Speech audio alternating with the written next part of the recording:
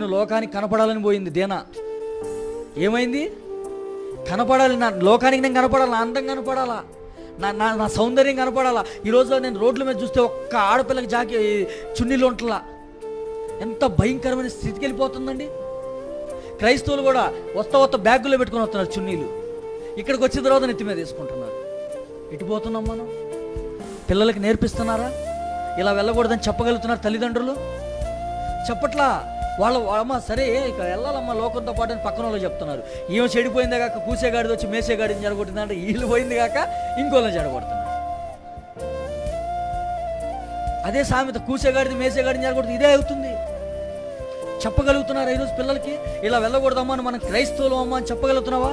క్రైస్తవులు ఈ పని చేయజాలరు, ఇలా వెళ్ళకూడదు, ఇలా నిలబడకూడదు, ఇక్కడ ఉండకూడదు, అలా వాటి మధ్యలో ఉండకూడదు. దుష్ట సాంగత్యం మంచి నడవడికను చెడిపివేసిద్దంట. ఈరోజు పులిసిన పిండి కొంచెం ముద్ద